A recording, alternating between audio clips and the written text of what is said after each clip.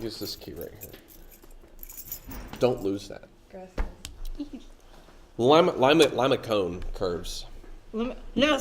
Limacon. There's actually a little like. You could say it all Frenchy. Yeah, there's a little like We thing have under to say the C. Limacon curve. There's supposed to be like a little thing under the C. If you like look in your book, it's like It's all, fancy C. Yeah, so it's a fancy. Limacon. It's all Limacon. Okay, so these graphs are. What do these graphs I think look like? Limacon is French. Yeah, I think so. Eiffel Tower, right? Yeah. Frenchy. Yeah. Yeah. Okay. Code word. What's our code word is what? What's behind us right now? Yeah, now. What's behind us right now? Yeah. Excuse me, I'm just gonna have a little bite of. I'm writing code word. So if you don't listen to this with the sound, you need to turn up your sound and hopefully realize we're talking about the code word right now. It's what's behind us. Don't come up to me and say, I didn't hear the code word. Yeah, hey, we didn't say the code word, so that's why you didn't hear it. All right. Okay. Limacons. What do these look like? Aren't these the little loop-de-loo things? Oh, yeah, like some Pretty of sure. Let me just double check the old handy-dandy How does this? pre-AP pre-calc book. Some of them look like this. Hey, I believe that's a Limacon. Here, I've just Some got of them look like. You're just going too fast. If you'll just wait. Ooh. Just wait a second here. Like, Hold on. they're little. Hold on, I got it. dimple. Look. Okay, so there's 4 types of limacons. There's the one with the inner loop. Yep. So let me just There's an inner loop-de-loop. inner loop. That's almost really right. good. And then there is the little dimple. cardioid that Yep. has it looks heart shaped. There's the dimpled, Looks like a bean. and then there's the one that basically just looks like a It circle. looks like you took a piece of Play-Doh and kind of threw it down and smashed the a little side. bit. Yeah. So what these look like, the way that they're Don't need that anymore. Just gonna set it down. the way that these are different from rose curves, there's nothing in front of theta. Well, there's a 1. But yeah, there's one theta. There's one theta, and then we are adding, or we've got some kind of a in front, which could be positive or negative. Right. Okay, that's the difference. And then some sort of amplitude-ish type of thing. Yeah, our domain is all real numbers. Our range for the bottom number, you subtract what they are. For the bigger number, you add what they are. Okay, now why would we do that? I don't understand. Oh, I know. I just thought of it. Trick question. Okay. What's maximum value of sine? 1. Minimum value of sine? 1. -1. Oh, Finally sorry. got her. I stopped paying attention to what you were saying. Because sine and As did cosine can everyone only be else. 1 or -1 as maximum values. Yeah. Then that's where your subtraction comes in. Right, because and you've got this is our amplitude, right? The B Right. of a sine curve, and then the A is a vertical shift up or down. Right. And so that's what's happening there. They're continuous because you can draw them without picking up your pencil. Symmetry: cosine is x-axis, sine is y-axis. Right. Cosine and x go together. Sine and y go together. Right. Get it through your heads. Right. So It's bounded because we could draw a circle around all these and they'd be bounded. The Yeah. maximum R value is A plus B.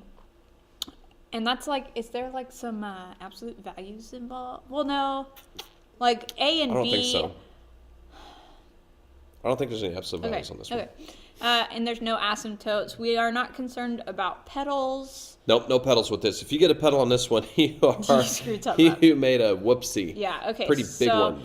2 plus 3 cosine theta is some kind of a limacon. Limacon. I don't know what kind it is. Do you know what kind it is? How would we figure that out? I bet we could Graph it. Yeah. Graph it. There's a I think probably the only 2 kind plus of graph. 3 thing happening. The only kind of graph that will probably make them do without their calculator is a rose curve, right? You could do a rose curve. You could actually do a couple of the different Limacons because you can actually graph them without a calculator fairly well. Yeah. Like we Just could making a table of values. Yeah, make some values, and like for example, we know this one it's going to have a minimum value of -1, so we know it's going to have a little inner loop. How do we know it's going to have an inner loop? Because when I come around my curve, the minimum value that I'm going to get for my cosine is going to be -1, so 2 plus -1. So I'm going to actually curve inside to the right of the origin. Yeah, it's going to be crazy. Go ahead, you do your little table of values there. I'm going to have some watching. Go ahead. I'll watch. So, okay. Keep going. This one 0, Yep. will be 5. Right. So over here at 0, we'll 1, 2, Yep, 3, 1, 0, 4, 5. Yep. 5. Good job. So what should I plug in now? You know, go to pi over 2. Pi over 2? Yeah, why not? Well, that'll be 0. Right. Plus 2 is 2. Okay. Okay. So at pi over 2, we're at 2. Yeah. Okay, what should I Go do now? to pi. Go to pi. Okay, so that'll be -1. Oh, -1. -1. Oh boy. Oh no, no pi -1. Oh, okay. Steve. No, there you go. 2 mistakes, same slide. All right. Oh, do you see it now? Okay, Now Steve? I see it. 3 pi over 2. I Let's wasn't go. thinking Let's about go 3 that pi over 2 because we can do that. That's going to be what? 3 pi over dos is going to be 2. 2. Okay. Which is at 3 pi over 2, it's 2 out. Right. Okay. How do we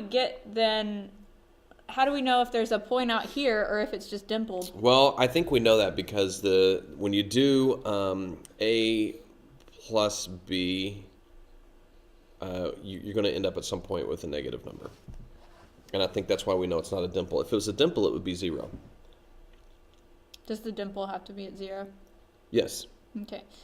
Do you perchance want to get a calculator so that we can make sure that all of this is right? I mean, I can get one, but, I've never been wrong.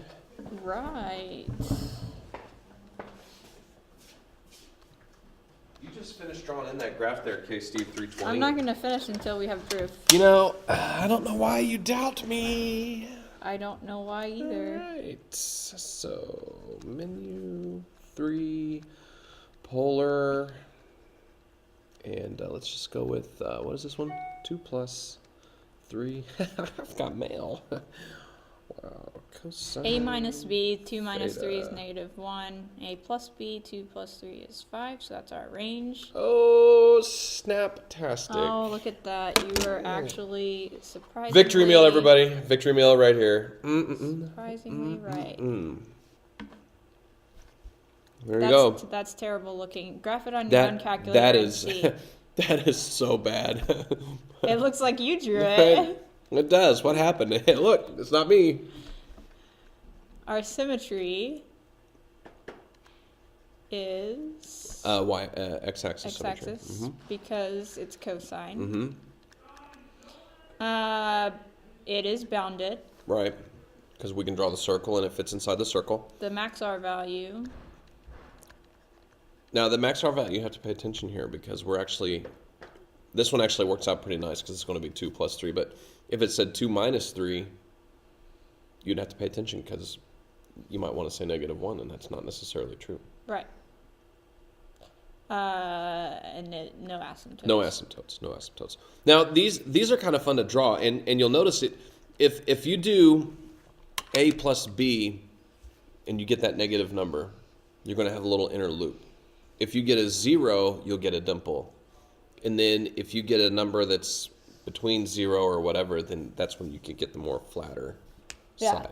Yeah. Now, I will say this as far as knowing stuff without graphing. This was cosine, and we had this positive in front of the 3, which it's over here on the positive x-axis. Right. If it was a positive and sine, it should be up here. right. Like some kind of circular shape up here. Right. If Limacon. it's a minus in cosine, it would be some kind of shape over here. Right. And if it was a minus and then a sine, it would be on the bottom. It'd be down here. Yeah. So if you were choosing between those 4 options, all you'd have to do is look at whether it was sine or cosine, whether it was negative or positive. Yeah, remember, sine is always y-axis, cosine is always x. Yeah, and then the negative and positive Right. matter. But it only really matters for this sign right here. That's correct. The That one is correct. Makes a difference. So. You got it. All right. Well, that's example 5. Okay, good talk.